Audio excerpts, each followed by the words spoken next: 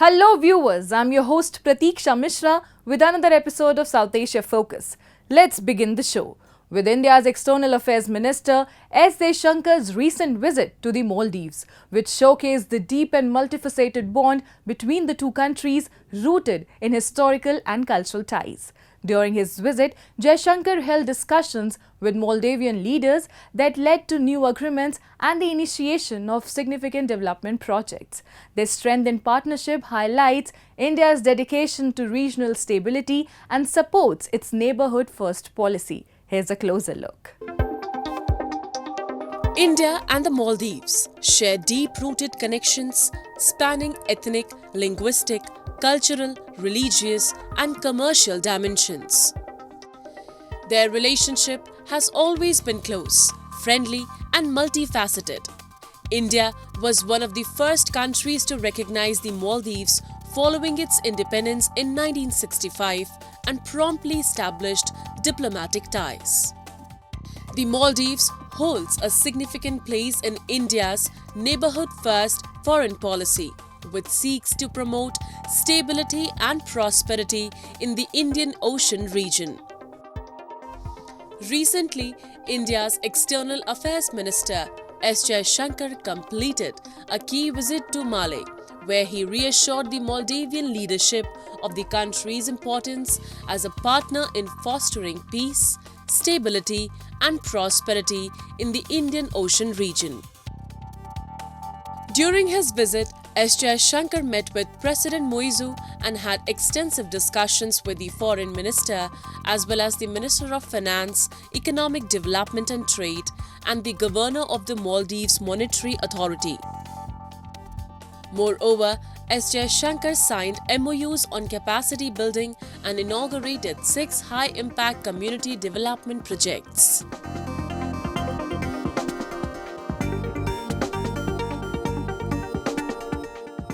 India follows a policy which is non-reciprocal and is our neighborhood first policy.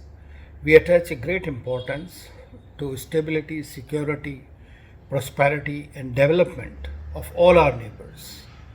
And India has continued to play a role of a nation a builder in all our neighbors and helped them consistently. Maldives is no exception. India has throughout helped them and assisted them a great deal. And they understand. Moldavian President Moizu expressed appreciation for India's ongoing developmental aid and reaffirmed his commitment to enhancing the India-Maldives relationship. At the President's office, S. Jaishankar and the Foreign Minister jointly inaugurated a water sewerage network project financed by India's line of credit, which will serve 21 islands in the Maldives. President Moizu's willingness to engage with India signed a pragmatic shift in the Moldavian foreign policy aimed at bolstering bilateral ties for mutual benefit. S. Jaishankar's successful visit thus marked a crucial step in strengthening and advancing the India-Maldives partnership. Although President Moizu's political party had, for different domestic reasons, did that India out campaign and all that, but soon they realized what India is bringing on the table for the people of Maldives, irrespective of the political dispensation, and so they have to also think of their own national interests. So I think what Dr. Jaishankar's visit and earlier invitation to President Moizu to attend Prime Minister Modi's swearing-in ceremony, these are all indicators that India and Maldives are on the right path of good neighborly friends and countries. And this is the thing that India has followed. This is probably the model that is acceptable to everyone.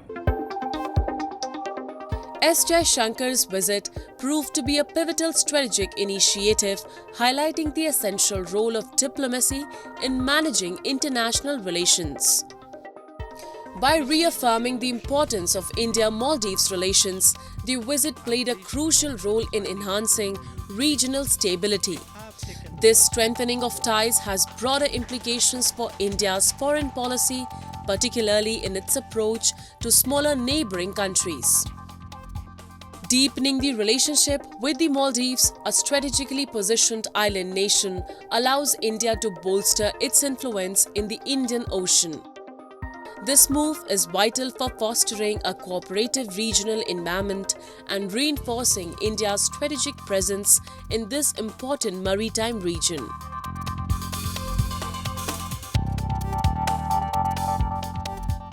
Let's turn our focus to Balochistan, a region that has recently garnered significant international attention from human rights groups, foreign governments and media sources. The situation there is both dynamic and intricate, with ongoing protests highlighting a range of issues deeply intertwined with the region's historical, economic and political background. Take a look. The protests in Pakistan's Balochistan have underscored the deep-rooted issues within the province and have attracted both national and international attention to the Baloch people's struggles. The ongoing demonstrations reveal a broader fight for rights and justice. A significant driver of the recent protests is the issue of enforced disappearances. Families of the missing have been outspoken about the alleged abductions of their loved ones, who are often suspected to have been taken by security forces. This has sparked considerable unrest and intensified calls for justice and accountability. A key development in the ongoing struggle for Baloch rights and autonomy is the increased activism of Maharang Baloch. As a leading figure in the Baloch nationalist movement, her heightened involvement reflects the broader trends of political agitation and advocacy in the region.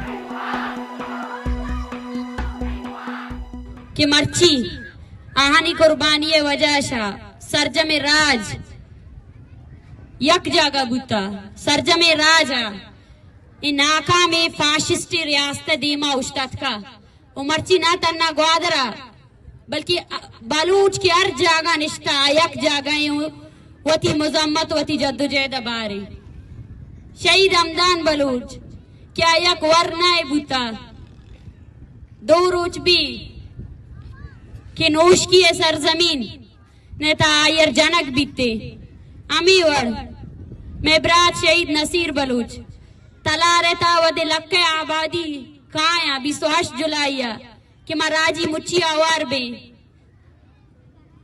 IFC तीरगवारी अशा शहीद कनक बीते मेबरात शहीद असगर बलूच केदा अमी जागा हा कि माउशमा निश्तगे आमेदा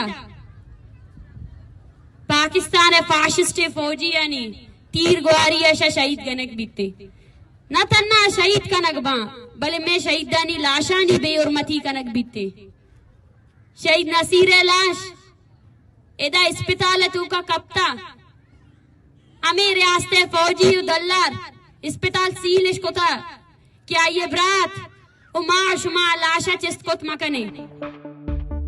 Large-scale national gatherings such as protests and rallies often represent the collective frustration and demands of the Baloch people. These events are usually organized to address issues like political autonomy, economic disparity, and human rights abuses. The scale and intensity of these gatherings underscore the depth of discontent and the strong desire for change among the Baloch population. The response from law enforcement during these gatherings is a critical indicator of the government's stance on dissent and civil unrest. Instances of police brutality during protests demonstrate a heavy-handed approach to managing public dissent. The use of excessive force, including tear gas, rubber bullets, and even live ammunition, highlights the government's reluctance to address grievances through dialogue and peaceful means. मिठाई फिंग ख्वाइना none ख्वाइना के ओ जागा दासा बलूच की जोड़ मफस ओ कने लगे कने दलुम्मा ईड़ता जोदान अंता गिड़ाना महसूस मरी के बल्कि जिंदांग दसबाज कमजोर जोड़ मरे बल्कि द रियासत ना अमो वरा बल्ला दुए ओ बास कमजोर मरे लेकिन दाड़े तूलो का बंदगा नना कौम ना ईड लुम्मा पैदा मरो का चुनाक अरादा कसरट कारा दाफ्तिया नने अंदागड़ा महसूस मरे के शायद दासनन दा मुश्किलातम Mona इनोफन. The increasing protests in Balochistan present significant challenges for Pakistan, but the country has struggled to learn the lessons necessary to address the root causes of the unrest effectively. The Pakistani government's approach to managing the unrest has often relied on heavy-handed security measures, including crackdowns and arrests. Such tactics can suppress dissent temporarily, but frequently exacerbate resentment and perpetuate a cycle of violence and repression. The failure to address core grievances, reliance on security measures, inadequate dialogue, all are contributing to the ongoing challenges.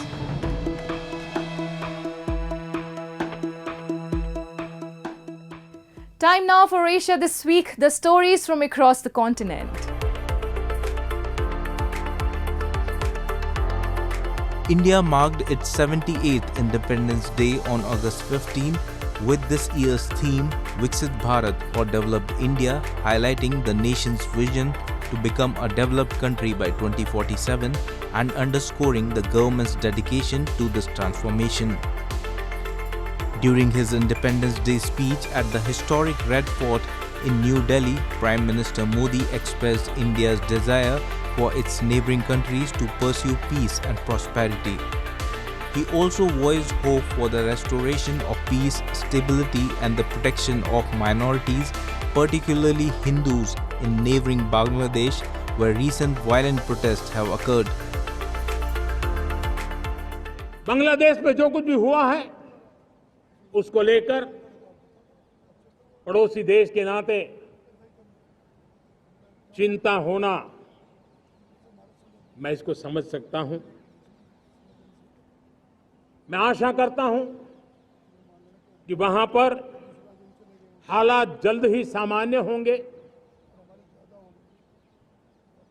खास करके 140 करोड़ देशवासियों की चिंता कि वहां हिंदू, वहां के अल्पसंख्यक, उस समुदाय की सुरक्षा सुनिश्चित हो.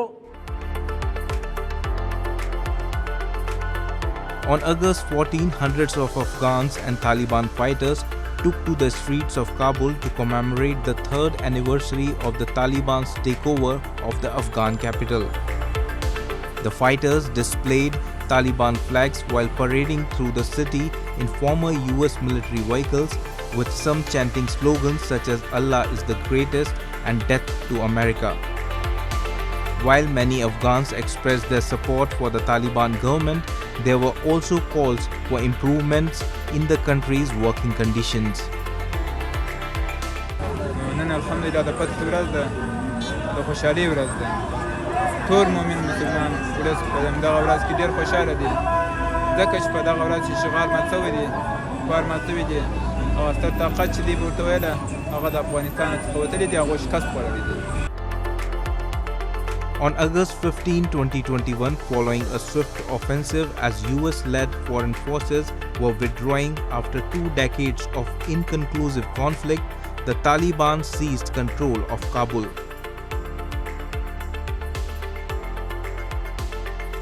Pakistan's military said it had arrested retired General Faiz Hamid, former head of Inter-Services Intelligence ISI agency, in connection with a land development case. The detention of a high-profile officer is unusual in Pakistan, where the military has ruled for over 30 of the 77 years since independence and continues to hold sway.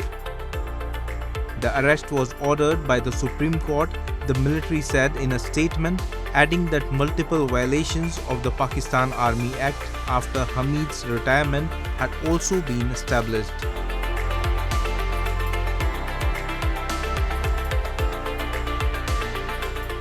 Moving on. Sri Lanka's presidential race has intensified after incumbent President Ranil Wickremesinghe officially filed for re-election, pledging to complete his work on economic recovery. Facing severe economic turmoil since 2022, Wickremesinghe aims to build on his efforts to stabilize the country. He faces competition from opposition leader Sajith Premadasa, who criticizes corruption, and Anura Kumara, who frames the election as a chance to confront those he blames for the crisis. With the economy still in distress following a historic debt default, the upcoming election will be crucial for Sri Lanka's path forward. Take a look. Sri Lanka's current president, Ranil Wickremesinghe, has officially entered the presidential race, submitting his candidacy to Colombo's Election Commission on August 15th. In his address, Wickremesinghe promised to continue improving the nation's situation as he campaigns for the upcoming election in September. I have stabilized the economy. I have increased production. So they have food to eat. They have fuel to travel around. But it's not over yet. Life can be hard for some people. We have to stabilize the economy. So what we are saying is, let's go ahead and finish this job. And that's why I'm asking for your support. At the age of 75, Wickremesinghe has led Sri Lanka through a severe financial crisis, which saw widespread protests and led to the resignation of his predecessor, Gotabaya Rajapaksa. He is one of 39 candidates who have filed nominations for the September 21 election. Among his main rivals are opposition leader Sajith Premadasa and Marxist-leaning parliamentarian Anura Kumara. Right now, 22 million people of our country are suffering from incompetence, ineptitude, mass-scale corruption and looting of the public treasury.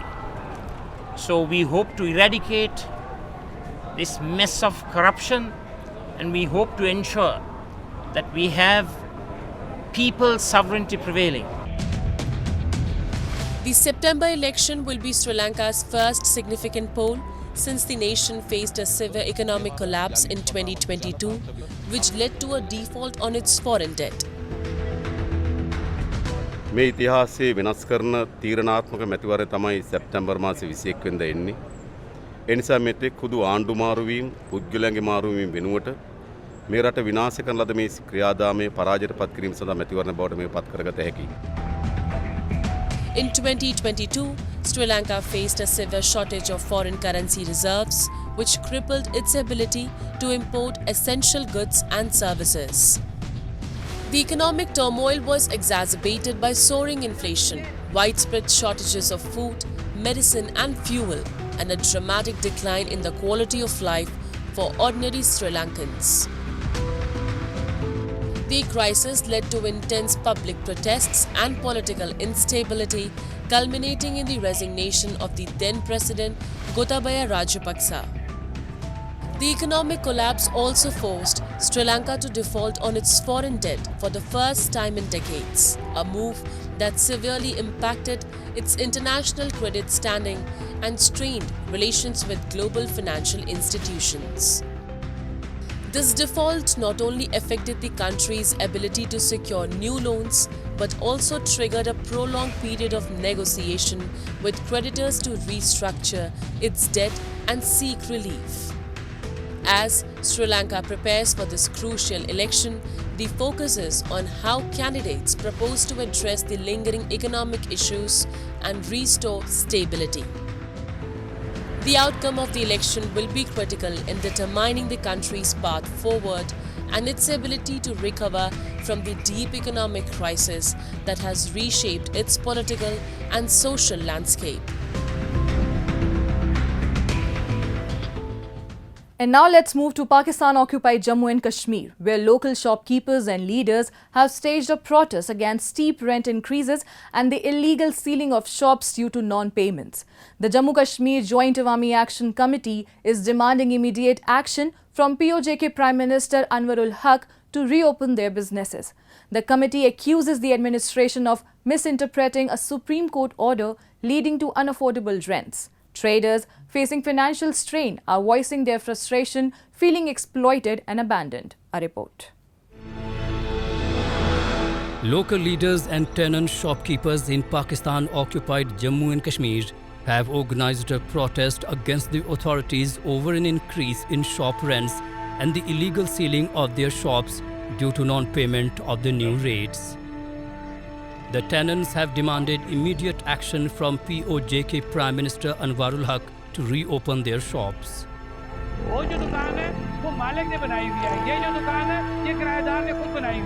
The protest, led by Shaukat Nawaz Mir of the Jammu and Kashmir Joint Awami Action Committee, saw sellers and shopkeepers gathering at a local chowk to address the sudden closure of their shops. Issue ये है कि महकमा औकाफ का और इन दुकानदारान का कोई rent के ऊपर एक हमारा क्लैश चल रहा था, एक तनाज़ा था।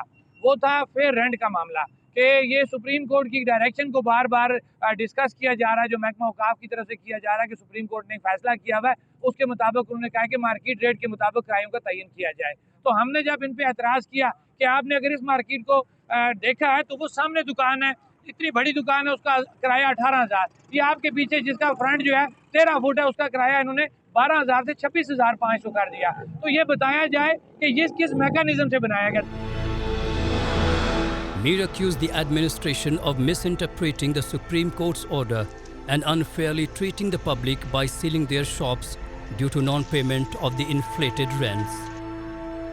The frustrated shopkeepers and traders organized a sit-in at one of the prominent community squares in Muzaffarabad to protest the exorbitant rents imposed on their shops.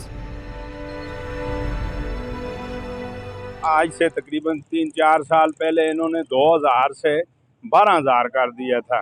फिर इन्होंने ये वादा किया था कि हम ये किराया जो है आपको इसमें पक्की दुकानें बना के RCC और इसी किराए पे देंगे। फिर वो अपने वादे से मुकर गए और अब जो है मेरा किराया 12,000 से उन्होंने 26,500 रुपये कर दिया है।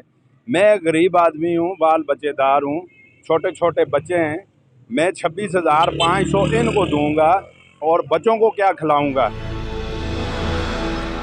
The rent increase adds to the uncertainty for locals, impacting their ability to manage family expenses. Residents in POJK have long accused the puppet authorities of leaving them in a state of uncertainty. They believe the administration is helping Islamabad fill its coffers by allowing economic exploitation in the region. After all, their lives don't matter as much as the lives of the administrators and their cronies. These protests in POJK highlight broader concerns about economic exploitation and administrative negligence in the region. And with that, we come to the end of this week's episode. See you next week. Goodbye and take care.